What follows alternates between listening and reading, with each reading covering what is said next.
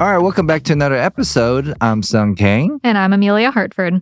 And today we have a very special guest that Emelia knows really well. Yeah. After 9 years of pursuing a career in film and television in LA, Ali was the first producer to really give me an opportunity in one of his films. But he doesn't just come from the film background. He's actually a racing driver, and he managed a team where he piloted what was, and I think still is today, the world's fastest Subaru. World's fastest Subaru. It's funny, by the time this podcast comes out, I'm actually taking over and I'll be piloting that car in various races this year. Wow. So you will be driving the fastest Subaru in the world. I believe so. Wow.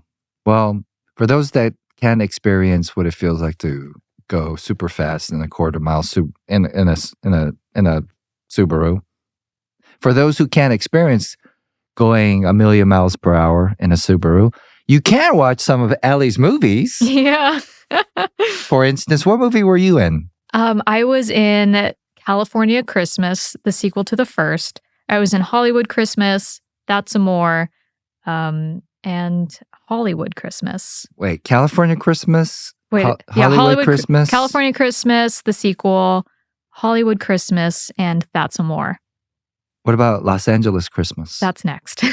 We'll pitch that one to him. I think, this is another beautiful story of coming to America with having nothing and really building a successful career for yourself. Mm-hmm. This year, he joined the board of Warner Brothers' diversity program. He's spearheading a push for broader inclusivity in filmmaking at Warner Brothers. He's a very successful producer, I believe 24 films now. 24 films. Yeah. And he started as an actor. Yeah, he did. Yeah. Started as an actor, went to racing cars, and then went back to producing. Well, we're lucky to have him here. With no further ado, Ali Afshar.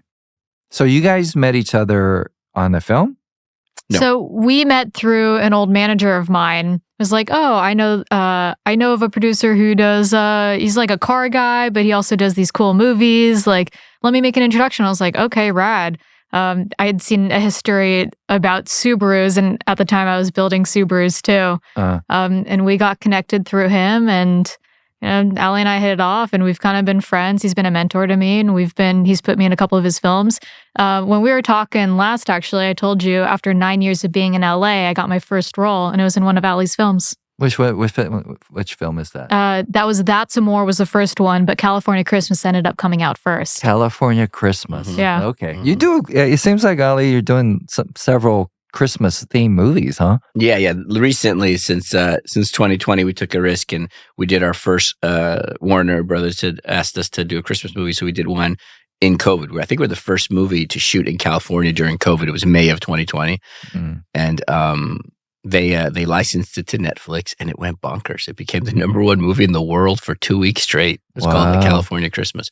And Emelia, we did the sequel because I hadn't met Emelia yet. So when we did the sequel, California Christmas City Lights, we got Emelia to do it. And it's just turned into like they ordered a handful, then HBO Max ordered a handful. And even though we come from a race car, action, sports, kind of underdog diversity background movies for our first like 20 movies, the last 6 or 7, and including the one we start this week, all Christmas, coming from an Iranian kid that isn't even Christian, that didn't even celebrate Christmas. So it's people underestimate these Christmas themed films because they're a big deal. It almost they have like a following, like horror fans almost, right? Mm-hmm. Yeah, and ours are pretty cool because like they're elevated. They're not like the Hallmark Lifetime. They're HBO Max. They're there's a little bit of nudity, a little bit of sexuality, a little bit of language, a little bit of it's not just a cookie cutter what you see on the cheesy stuff. It's like a little more Nicholas Sparksy, if you know who that is. It's a little more Notebook than a little nudity on Christmas. It's why it works. Yeah, I mean, like our guys, we have a star that's been in a bunch of them, Josh Swickard. Like he takes his shirt off, and every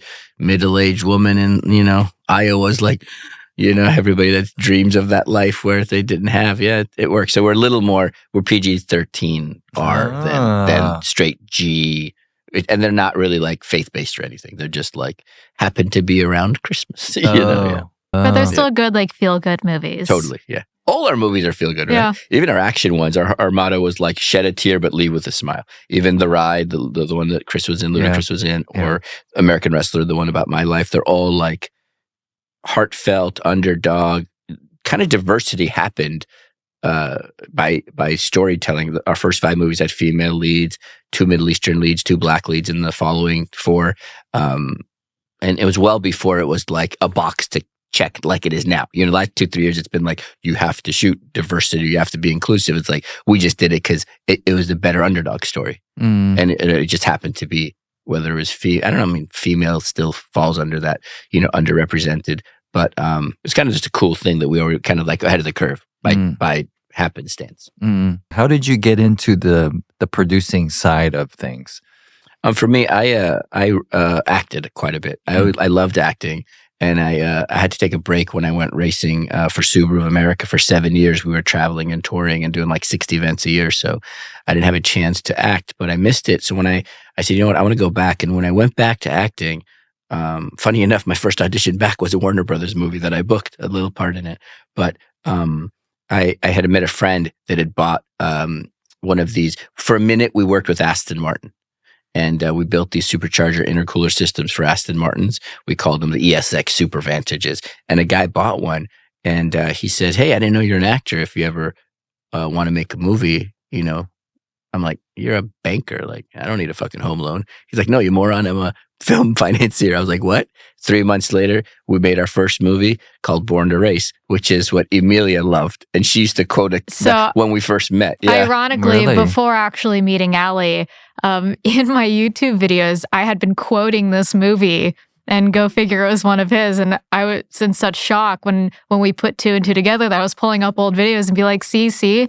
And I was... What was the quote? I don't recognize the car from the rear. From the rear, and he walks around the front. Now I know this car because it's always in the rearview mirror.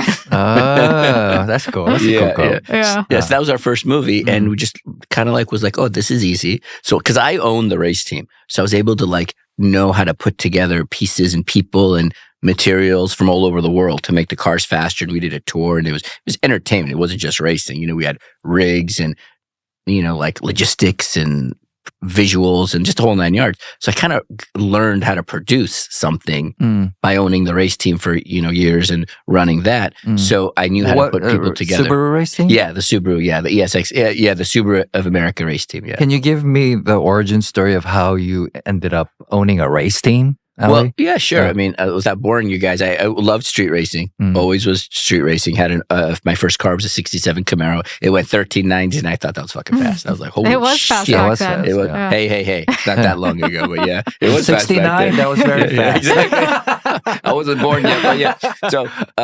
So that car got me in a lot of trouble. I used to street race. I got arrested a whole bunch with that car, and then I got into Turbo Buick Grand Nationals and started learning a little bit about fueling. Fuel injection was new then. You're like, oh, no more carburetors, fuel injected turbos. Fucking what the fuck's a turbo? It's weird shit. But we started going really fast. We started building 10-second cars with the Buicks, and then when the WRX came out, the Subaru WRX came out in America as a 2002 model, but it was in 2001. I bought one. I actually bought a automatic wagon. I don't know if you know that. My first Subaru was an automatic wagon. Couldn't get it to work right. I used to have a little aquarium valve controller for the boost. We tied it into the solenoid to control the boost, just to control the air to the wastegate. But then I got a stick, and with that stick, I started running really, really fast. I got guys in Australia. I bought a motor from them, and I had these European tuners come in, and because nobody had done Subarus at that time, and it was still kind of new, but it was in the whole vibe. It was literally you guys helping us because it was right in that whole Fast and Furious wave.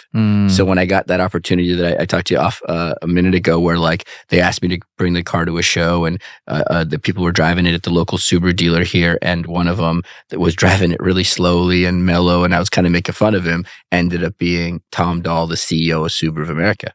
And had invited us to lunch in New Jersey a few weeks later. We go out there. And you're in LA then? I was in LA. Yeah, I moved to LA from Northern California. Okay. I feel like you're glossing over the fact that you had the world's fastest Subaru. Yeah. I think we still do, don't we?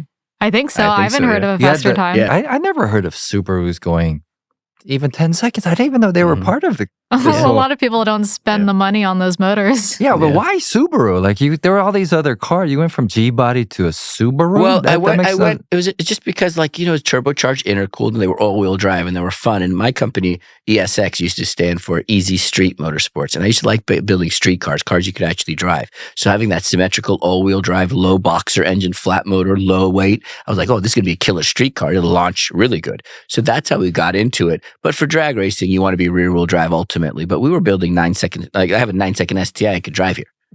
So it was, and I built it in 05. It's still the same car, it hasn't changed. So we were running 9s back. We actually ran an 890 in it back then in 2006, I think. So that was what started it. Plus, all the other people, they were already done. There was Christian Rado was racing for Toyota Scion. You had, I'm forgetting the names. Mazda was the Bergenholtz brothers. There was another kid for Chevrolet that did the Cobalt.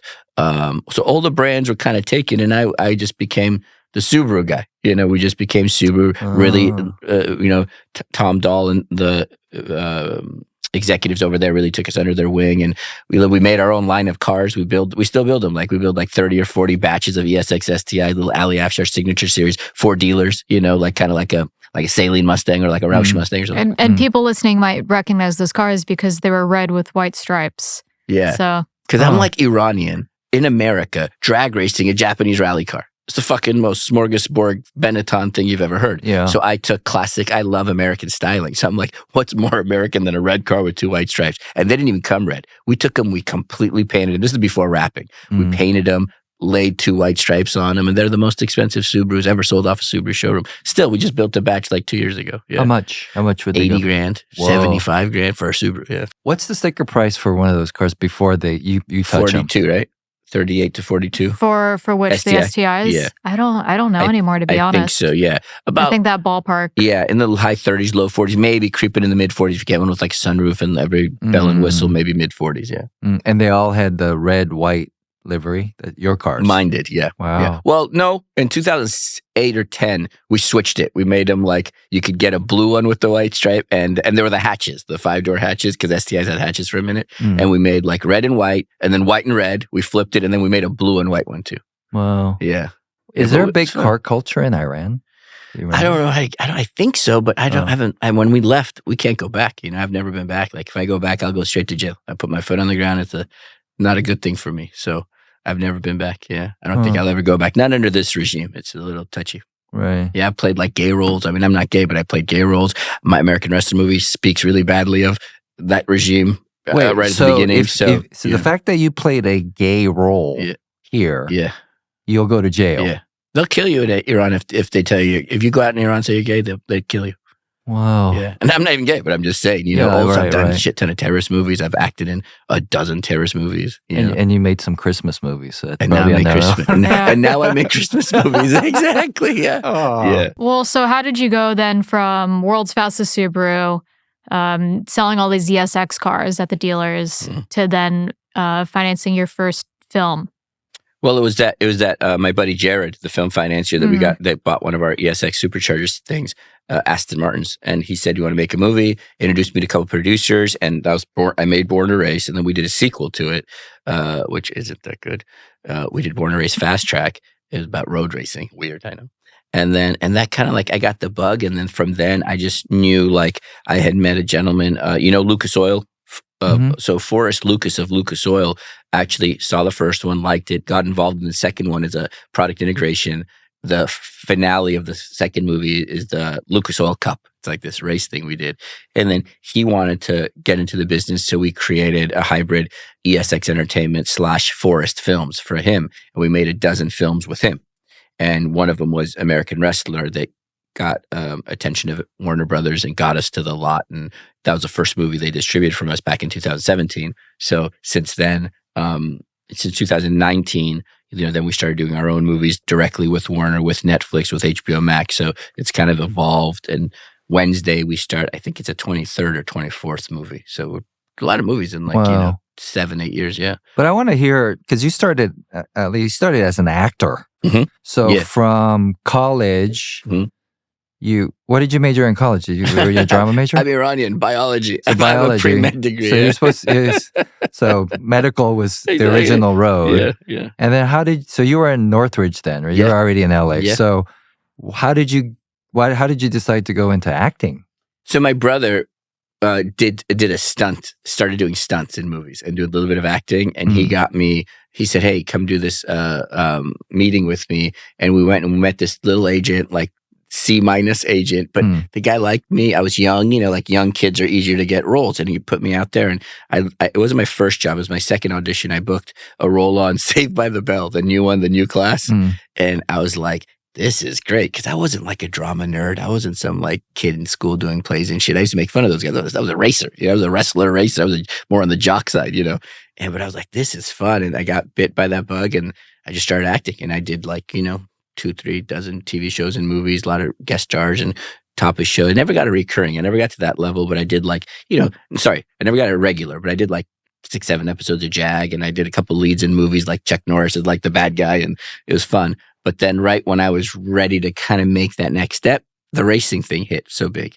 So I kind of said, oh man, made millions of dollars racing, so I couldn't have turned it down. So I did miss it, but went from racing and acting and racing, and then now added, producing to it, because kind of all fit together, you know what I mean? But it was never by design. I never went to school to be like, oh, I'm going to do this. Or my parents, they didn't even know. My mom had terminal cancer my whole life. When I was 3, they said she had 6 months to live, and she made it till I was 15. So she made it for 12 years.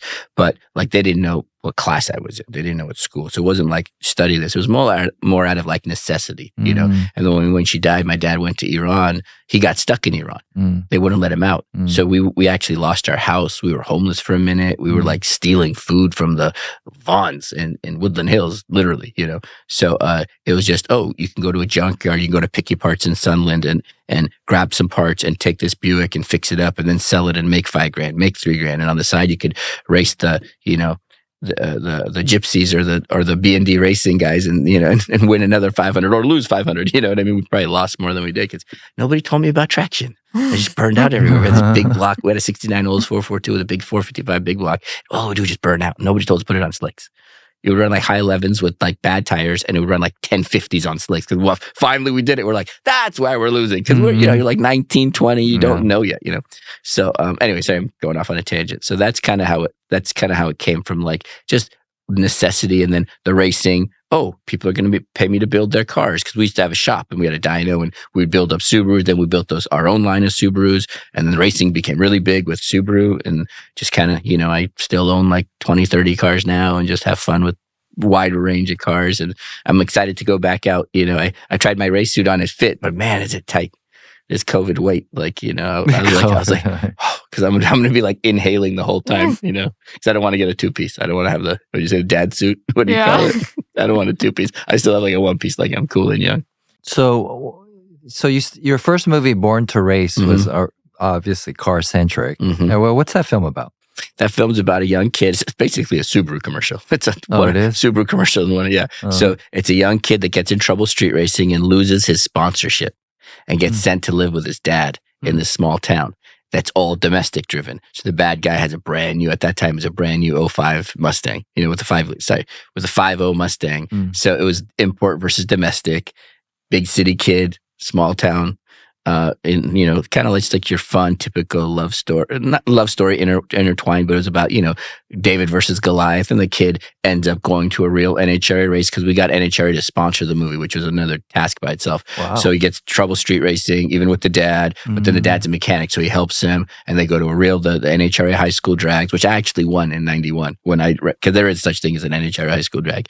So he goes there and does it legitimately and safely and ends up winning. And I'm ruining it for people that haven't seen it, but there's a big crash at the end, and the kid gets out of his car and pulls the bad kid out of the Mustang and saves his life, and it explodes. So it's kind of a cool ending about these two guys coming together, Why do I not know this movie? You should watch it. It came out in 2001? No, 2012. 10, 12, something like that. Around that time, yeah. Yeah, it was our first one. It's called Born to Race. It became kind of a cult hit. It was number one movie on Netflix on the action adventure series. It's number one on for car action and for car films at that time, car culture. I not know this movie. So it's quarter mile. It's about quarter mile racing. Yeah, it's about street racing and quarter mile drag racing. But it's high school.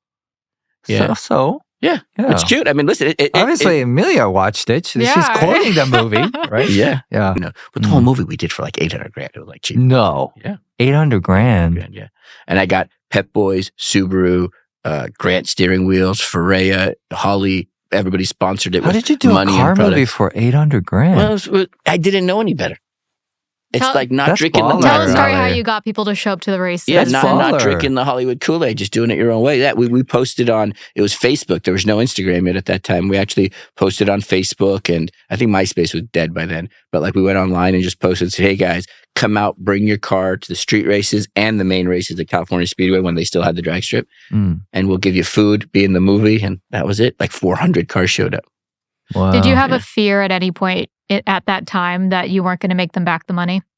Your first film taking out such a massive loan like that? I was the second producer of that one. I wasn't the first producer. So it really wasn't on my back. And I did it for free. Actually, it cost me $30,000 because we used my buddy's 69 Chevelle, tanked his motor and tranny. I had to rebuild his motor and tranny for him. I got him a new one because they were doing the burnout in the water box in reverse. Dead in reverse. So they said, smoking. I'm like, what are you doing? What the fucks? So we blew up his motor and tranny. He's a nice guy. So it actually cost me money.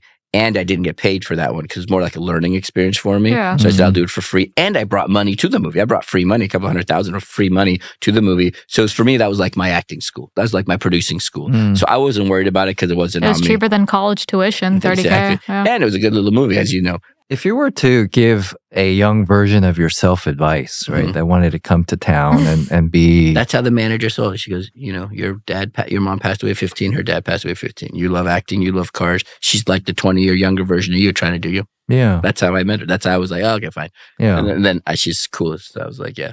Because talent's important and it'll keep you there, but that's not the only thing that is important to become successful in town. I mean, you started acting without even knowing that you wanted to be an actor. What traits do you think you possess that allowed you to get to where you are today?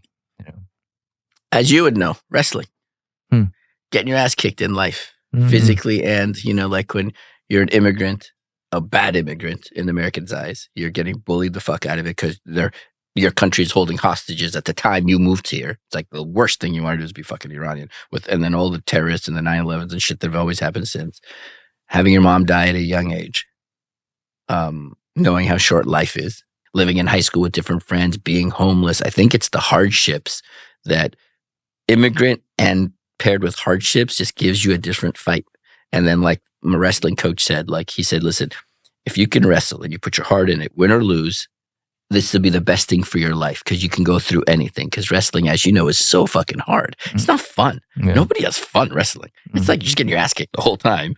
Even when you win, you're bleeding and tired. You know what I mean? So it was just like tough circumstances give you a different kind of fight and a different kind of awareness that I think, unfortunately, a lot of my American friends, they take it for granted. They take they kind of bash America and bash the left or bash the right. I'm like, are you fucking kidding? I can walk down the street and say hello to her and give her a hug and a kiss, and I'm not going to get put in jail. She's not going to get killed. Like the opportunities kiss on the cheek, have. guys. That's just to be clear. So I think it's that. I think it's just like having those fucked up circumstances and then surviving it and learning how to be, getting through it. More specifically, what I think that does is just opens your eyes to be aware of your surroundings.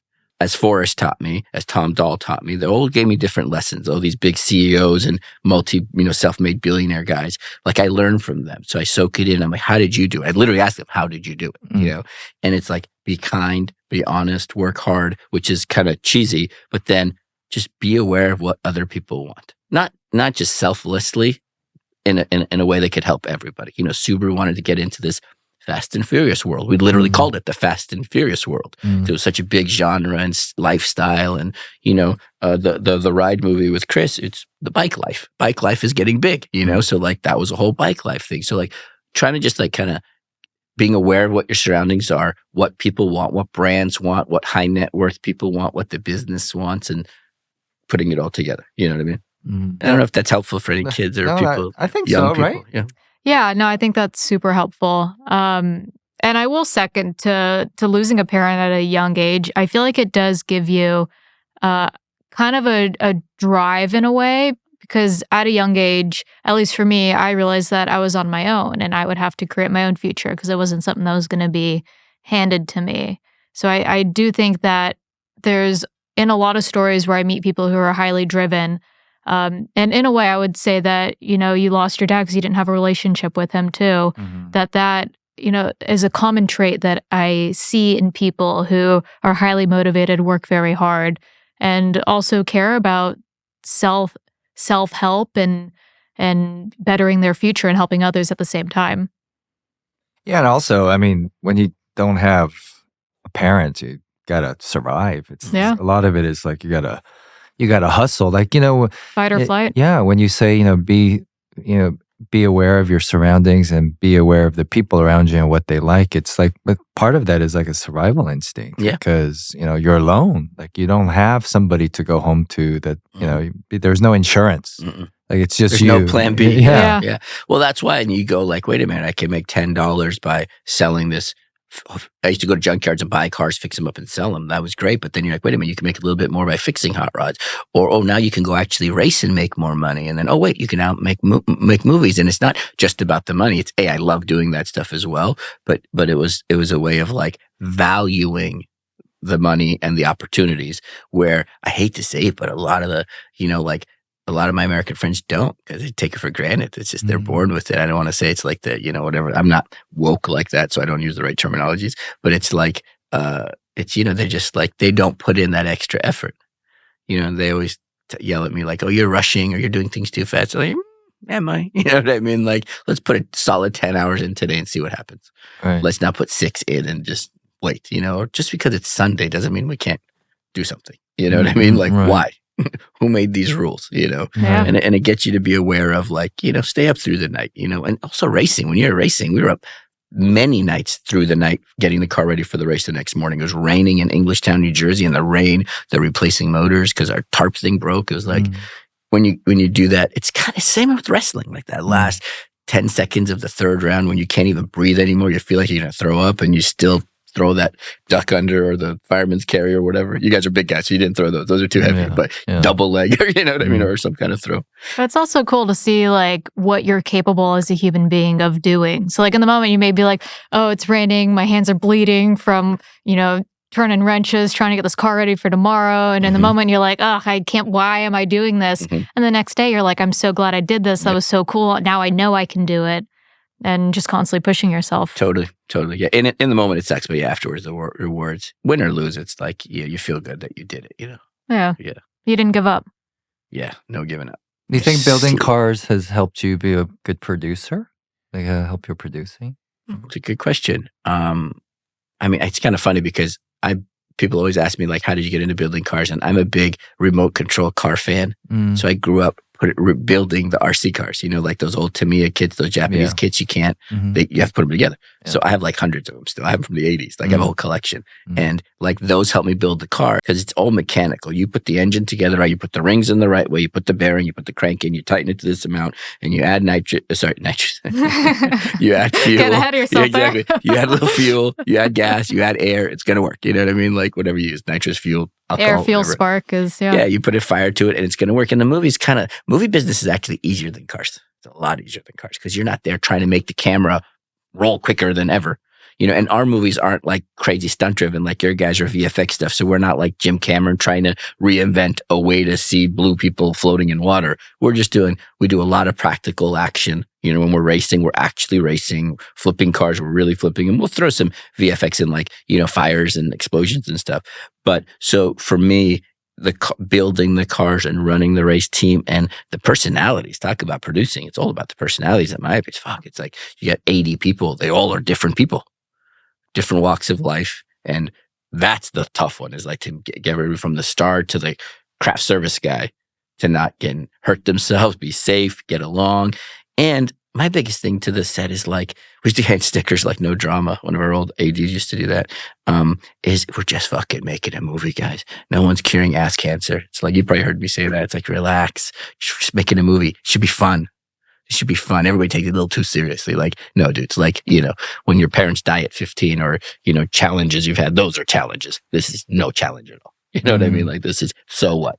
We'll lose an hour. Who the fuck? Right. So I think that also helped, But knowing how things work is always good too. Like knowing what it is, like knowing how this microphone records to that hard drive and how it's going to get edited. Like if you know, then whoever you hire to do it, you know what to tell them.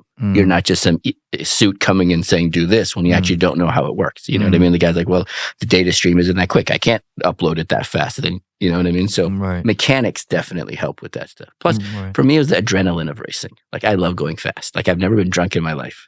Don't do drugs. I'm kind of like a nerd in that aspect. I've got in trouble with the police, but it's always street racing. So that for me is my high, and the car I have now is lucky. The one I drove here, I'm lucky if it has 7 horsepower, but then I have cars that have 2,000 horsepower. So like it's cars, the freedom they represent, the fresh air, the speed, the adrenaline, just being able to, go out and do it. And I also love the aesthetics of like old cars too. I'm a big classic car fan of the looks of that stuff. Me too.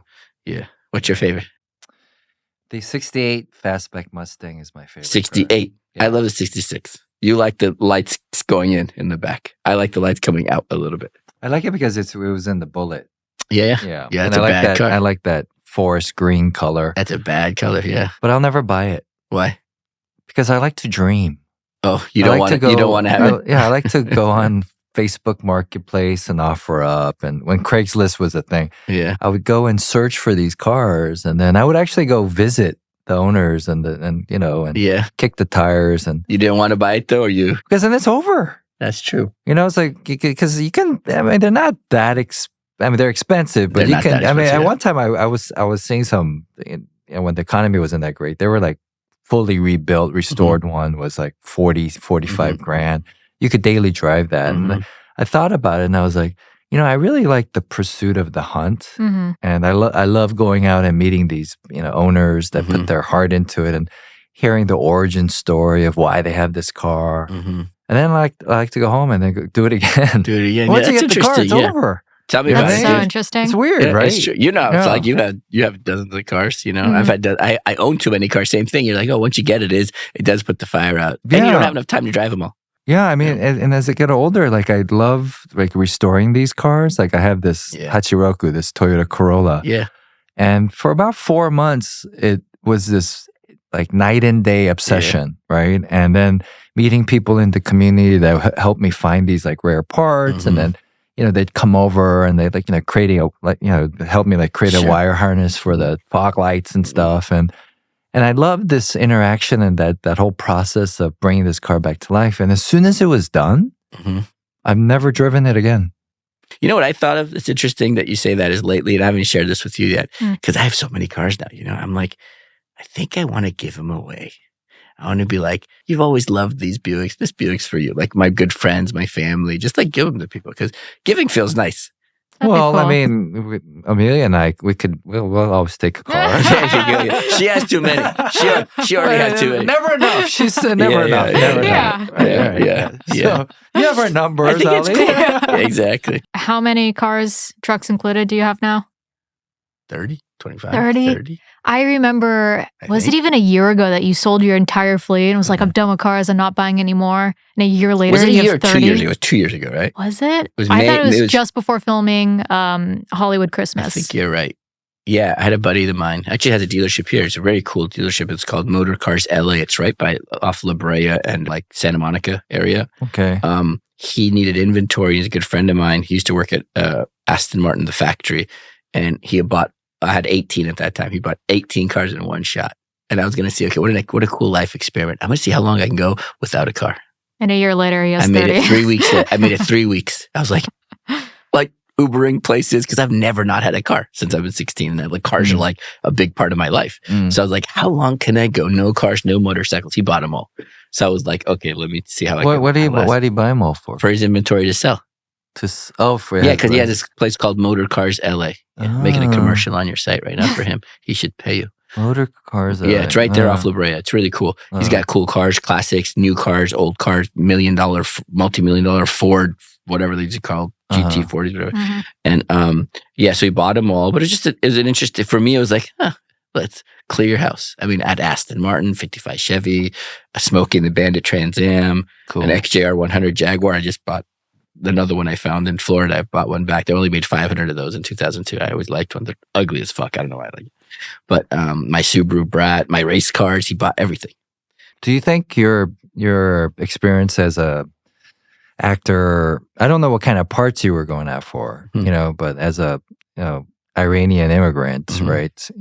Did you have challenges in terms of the type of roles that you were initially offered? Yeah, I mean, first it was it was young, you could do anything. But then after a few years, when you hit in your 20s, it was like you're literally Middle Eastern. I'm doing Sanjeev, the Indian food delivery guy, in a couple episodes of King of Queens. I was doing, the JAG and NCIS episodes, old terrorists, bad guys, the lead in a Chuck Norris movie, bad guy.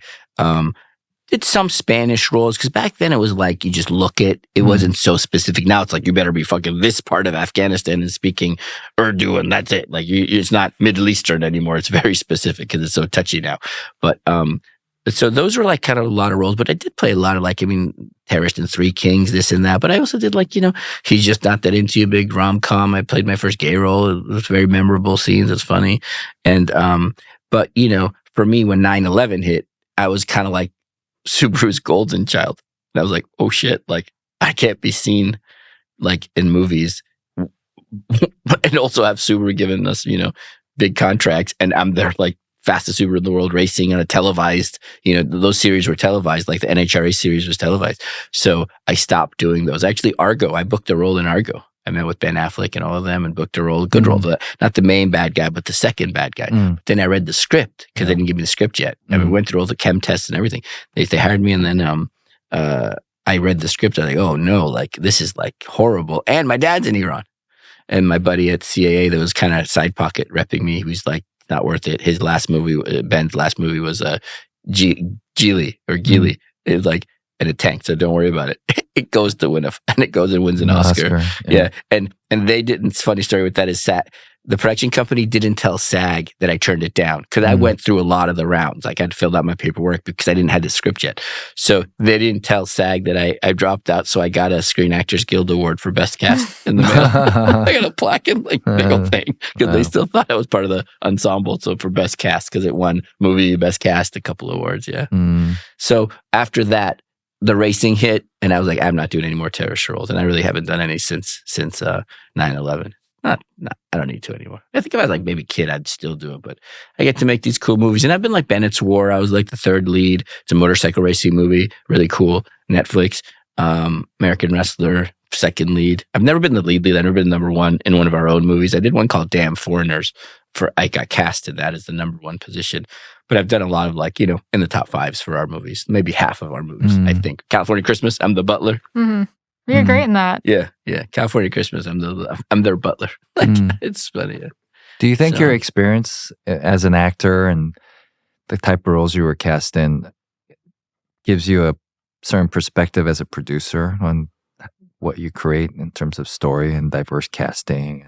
Yeah, I mean, totally. Yeah, I mean, having so many hours on set on that side of the camera, knowing I definitely help with casting. I actually used to work in casting. I used to intern for Nan Dutton that did Nash Bridges and stuff. I used to work for her for free just to learn about casting. So totally knowing the actors, knowing who's good, who's bad. You can just tell that. You just look, you can see in 2 seconds, who's got it, who doesn't have it, whether they're off book or on book or missing the mark. You still know they're good. They just made the bad decision. So those are good. Making people comfortable on set. You know what I mean? Even our mutual friend Chris, it was great to work with him. You know what I mean? Because he's a good actor, and we would it was cool to work with artists, whether it's John Voight or crossovers, not crossovers, because Trace Adkins is an actor now, Chris is an actor now. These guys have been acting for. But what makes a good actor to you? I mean, I don't know what makes it. I just know what it is. What is it? I mean, just the truth for me, just being not acting. Believability. Yeah, I mean, for me is when you're watching that person, in 2 seconds, if they're believable, if they're honest, if they're true, if they're actually going there, they're just not phoning it in, So I just think being real, being genuine, being there, present, reacting, not acting, listening, what you do between the lines. A lot of people, new actors, are just all waiting for their line to come. Like, the joke, everybody hears Will Smith, everybody sees Will Smith in like Fresh Prince where he's like mouthing the other person's line. Yeah. I read his book and he talks so about cute. doing that. Yeah. It's so funny. But but when it's cool when you see new ones, and it's really cool when you see new people. Like, we had a friend that we met that was a new actress that we gave her a chance. And I think that Riley's her first lead was with us, right? I think so. And it's like, she's amazing. She's worked like 3-4 movies now for other people as well. And it's really cool to find new talent. Like even George from American Wrestler, the kid that played me. And we auditioned like 200 people. And we ended up hiring a Greek kid because we couldn't find an Iranian kid to play Ali in American Wrestler. So this guy was like, he's a little bit taller and better looking than me. So I was like, okay, fine, we'll hire him. But it was like, you just like that raw energy, and they're not cheese dicks. They're not acting for the gram. You know what I mean? They're not trying to just book a job to say I booked the job. They're like just real, genuine. They enjoy it. They like wearing that other skin. You know what I mean? But that skin, in my opinion, can't be, unless you're Daniel Day-Lewis or some badass, that skin can't be too far from your skin. You know what I mean? It's got to kind of be it's your skin in a different light. You know what I mean? Unless you're some real method, you're Colin Farrell or Colin Firth or any Colin. Just pick a Colin name. But so that's what I think. And also doing it so long, you just tell. You just watch people's tapes or watch them in person. And it's all Zooms now, so it's the lean in factor. Like if you're ever watching something and like an audition or something, and you go like, lean in slowly. Okay, that person works. And I actually do that with our own producers and directors. I watch them to see how they're reacting. Because all of a sudden they're like, that's the difference. It's kind of weird, but yeah, there's no real formula in my opinion. But again, I probably don't even do it right. We just do what we do. Literally, we do what we do. We're like the oddball. We came up with an idea, wrote the script, made the movie with Riley, our friend, starring in it in like 3 weeks. Shout out Riley. Yeah, shout out Riley Danish, the star. So, just, I don't know. We don't do the traditional find the filmmaker, or get the script, find the talent, kiss ass, this agent, that, like that. Life's too short. You want to be in a movie? You got the money. You got the idea. Is it good? Do we think it's good? Fix it. Shoot it. And so we also do like 3-4 movies a year, 5 movies a year sometimes. But they're small. They're not Fast and Furious heavies. Were they like around 5 mil? Under 5s, 3 to 5. How many days of production are you in for a film? We're up from like the light side. If there's not a lot of stuff, 16, 17. On the high side, 22, 25. 4 weeks. Pretty fast then. Yeah, very fast. Yeah. So you need a pretty good director, like a person that can kind of lead that team. So what do you look for because you say that you work with like 2-3 directors. And two. Yeah, they're my friend. We used to street race together. Really? Yeah. His first job with me was doing a public service announcement because I got arrested for the 5th time, and the judge said you need to make a public service announcement. It was like part of my punishment. So I was like, I'm Ali Afshar. Don't street race. That was the first thing we did because he made his first movie called The Last Race. It was a little short at like Glen Oaks. It's a place that used to street race here, kind of by where my shop was. So we met that way, became friends, and he and his friend, his name is Alex Renaravello. He's directed a bunch of our movies you've been in, right? I think like being good is being talented and being good at what you do is good. I don't know who I heard it from. Was it De Niro or somebody? But also being a good person equally counts for me because you can teach people what to do. You can work together, and we're not like I don't know who's directing the last Fast 10. Louis Latour. Okay, so we're not like director, do your thing. We're like, let's do our thing. So our producers, our writers, our directors, we all contribute. Nobody has ego. Like I'm probably the biggest asshole there is, and I'm not even an asshole. But we'll all put our heads together. So let's say you don't understand this acting thing, I'll step in, or Christine will step in, or we need a little more stunt thing. We'll bring like a stunt guy will help us with how this car action works and stuff. So for us, a loyalty, a friendship, a work ethic really works. Obviously, you need to know what lens to use and how to get coverage and put a good, our editor works hand in hand. Like day one, the editor's looking at the footage, making sure we're not missing stuff. We've really had one editor for all our movies, one composer, all our movies. We're kind of the same team that it's like almost like a TV show. We just go to movie. It's the same. 80% of the crew is the same crew, from sound to DP. Ruben Steinberg, our DP, is DP'd, I think, every movie except the 2 or 3 Sean ones, right? Brad Rushing did those 2. Yeah. So, Yeah, just like kind of like, I don't know, I'm probably not doing it the best way. Because I think when you talk to the big boys, they like, this guy's talented in this type of storytelling. And I'm kind of like, I think we can do anything. That's gonna not do true. I we're mean, going to do our even first horror movie now. even on the big ones, like, I think that style of like the auteur director, like yielding all power in every decision. I don't necessarily think that happens anymore because I haven't worked with that type of structure in a long Yeah, time. yeah. I mean, it doesn't work like that anymore, Yeah. especially because the budgets are so Yeah, the big. studios are coming in. Yeah, It's very, in many ways, it's just a bigger version of your system. And But we use the same people. That's the thing where I get like the studios kind of come to me and be like, well, who are you going to get to do this? You can't have your same people. I'm like, why not? yeah, They want the new hottest Sundance winner or short Right. film. And I'm like, I kind of owe it to these guys that have been busting ass for me for the last 10 years. Like, we're going to do it our way. It's a little more Tyler Perry method than big Hollywood method. right. Well, It's working. Yeah, you're on your 24th movie now, so And you guys are series. doing something. Guys, Yeah, if this series something right. goes good, hopefully we'll make a whole bunch. We'll put you on series. I mean, you've worked with Ali and his directors, right? So Yeah. what makes a good director for you? When you and I first sat down and talked, you were asking me if I'd ever had a bad experience with a director. And I couldn't say I ever had because, my experience has been working with his team. So, which I'm so incredibly thankful for because everyone is just so great. It's very family oriented.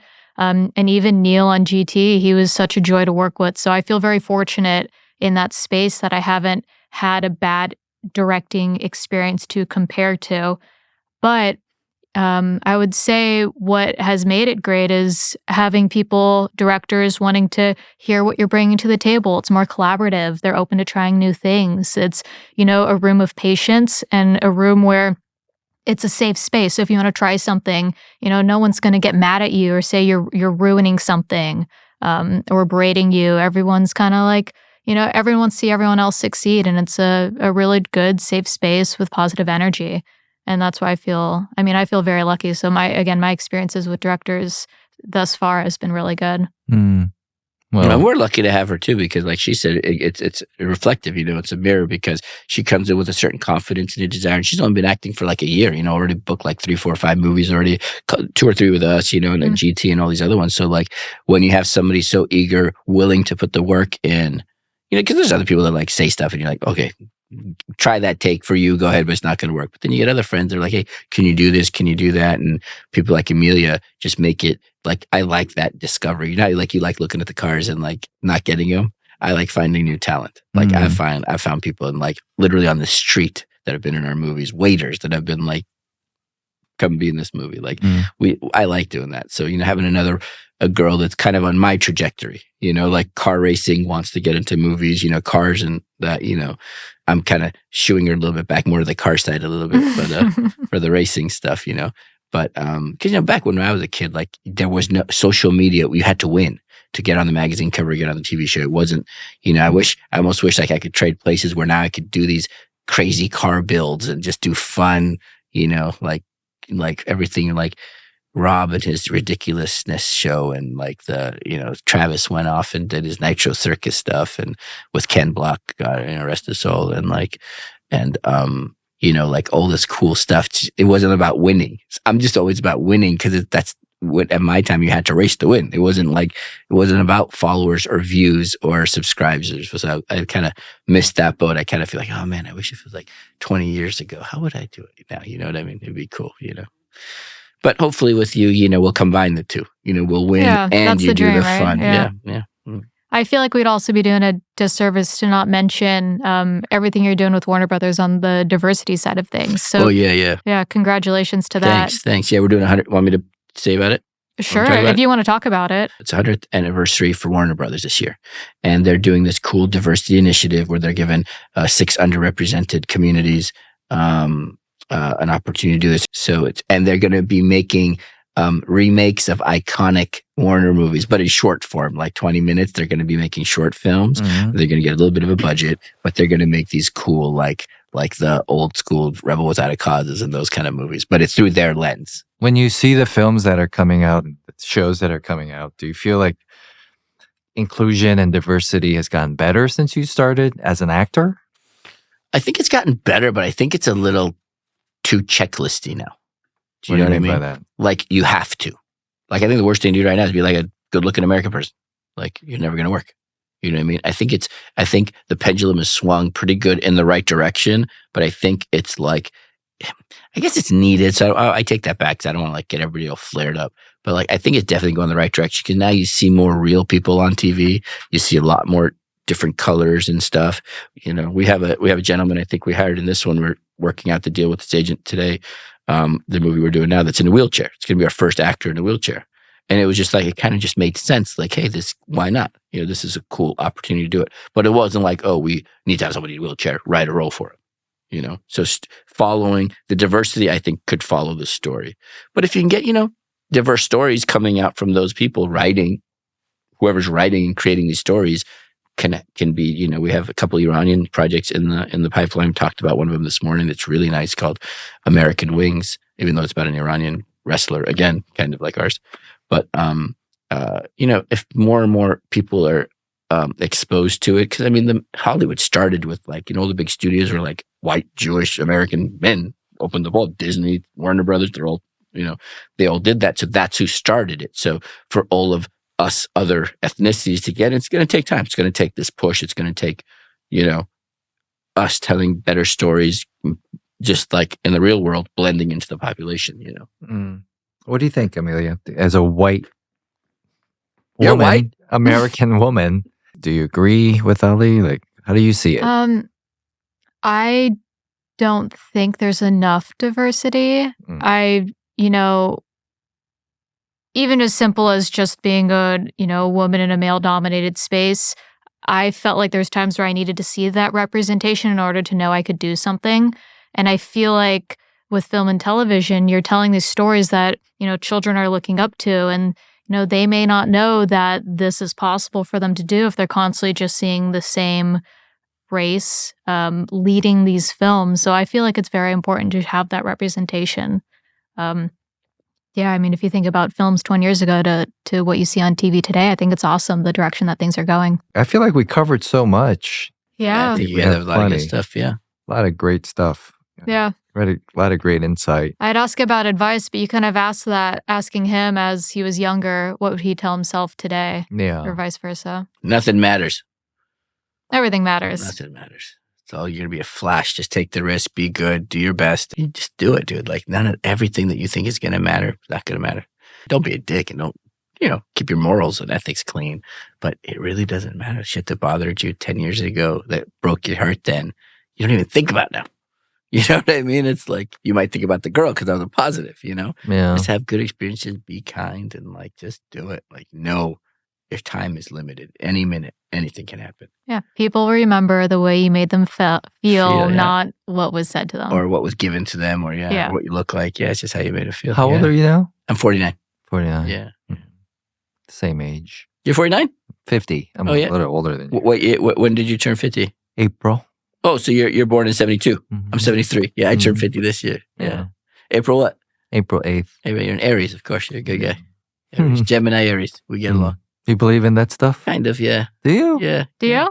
No. Yeah. I get along with a lot of, it's kind of funny. Like, a lot of my girlfriends have been Aries or Geminis. A lot Yeah. of my friends, my bosses, my mom, Yeah. my favorite cousins, all Aries. They're all Aries. But it's funny with Yeah, the it's horoscope funny. stuff is that it leans towards positive, like affirmation stuff. Sure. Like, no one would ever go back to it. It's like, hey, you're Aries. Like, oh, it says, oh, you're an asshole. You're like Gemini lazy. does. Hey, you're a piece of shit.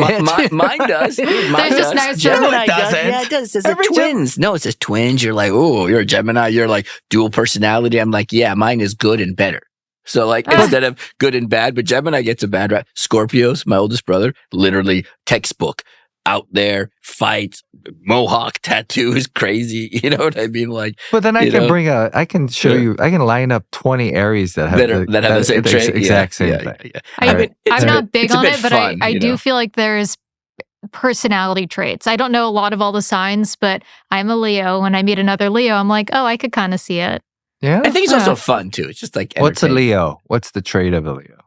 Yeah, it's fun. I agree it's with fun. that. Yeah. I guess strong, Stubborn. go-getter, maybe a Stubborn. little stubborn. But that's an Aries. That's Aries too. everybody in this room. Yeah. That's every single Is ambitious. Aries a fire or an air sign? I don't I don't know have that no one. idea. I don't know But either. I would. My wife would call me fire. Yeah. Okay. And I stubborn. Leos are fire signs too, so Stubborn. Like she would say stubborn. Like really stubborn. Hard to get along with. Right? Like, Really? You seem so mellow. You hard-headed. seem so. That's what I think. Yeah. Yeah, when I read the other side, Aries like gentle, like collaborative. That's me, creative. Right? Exactly. But then you can go like Aries, lazy, selfish. yeah, That's me too. I mean, depends on the day you catch me. You know what I mean? Like if I'm hungry, like that's Yeah. That's funny. That's funny. I think if anyone's hungry, that yeah. How do you feel about this tangent? But how do you feel about like Jackie Chan's role in Cannonball Run? Like, remember? Well, Like, yeah. Well, I was a kid. The windshield is all black. You Yeah. can't see out of it. It's all electronic. It's so racist. Like you can't do that now. We were talking about trying to do Cannonball Run again. Yeah. And like, remember? Like it was a Mitsubishi or a Subaru or something, right? I think it was a And Mitsubishi. It had a yeah. black. You couldn't see out the window, and it was all like just lights and flashing buttons because they're trying to say like the Japanese were so technology driven. It was like and like Jamie Farr that was on MASH. He's the Arab guy, the oil Arab guy. Yeah. Like you're like this is so fucking like stereotypical. You can't get away with that. I've gone shit, back to watch some commercials I grew up on, and it's crazy the stuff that they used to say and you do on can't it. do that anymore. Yeah, all Mel Brooks movies. I mean, Well, it's they're interesting funny, that but, you even bring up Jackie Chan. I was talking to somebody about the difference of, the what Jackie Chan represents for Asian Americans. Mhm. And to me, growing up with Jackie Chan or knowing Jackie Chan, he represents somebody that is an icon from, the action kung fu genre, Mhm. right? And what he represents, right, in his homeland, right? But in America, he's almost the N-word for us. Because Really? you can't call me a chink or a gook or some slope now, but you can call me Jackie Chan. And so it's interesting that the 'cause racists or these people that want to put someone like me down. they call you Jackie Chan. Yeah, and I go, what? You That's think that's fucked up. funny? You Yeah, think yeah, that's yeah. okay for you to do that? Yeah. As a racist, you're And I look at them and I'm like, Yeah. why would you take something so positive? Yeah. But then they don't laugh with Jackie Chan, they laugh at him. And Yeah, I'm going, yeah, why yeah, are you yeah. laughing at him? What is it funny about him? Yeah. I mean, Cannonball Run does that. Like, Yeah, original. right. So It is, yeah. But that's where the seed, like you actually Yeah. bring that up. It's Yeah. like, I always wondered, like, why do people think Jackie Chan is a joke? Yeah, because that's what he did that. Yeah, that's true. Right? I don't think he had a that choice. I mean, he experience, wanted no. to come to America. And Like Bruce Lee doesn't. Nobody goes Bruce Lee in a jokey way. no, because he was the they first. don't make fun of you like, oh, Bruce Lee. No, But I think you're right. if Bruce Lee was alive, maybe they would. Yeah, you're right. You know? Yeah, it's interesting. Right. So anyway. Okay, Yeah. we good? All right, we're good. You Cool. guys I are think so. awesome. This is Yeah, fun. thanks for coming on.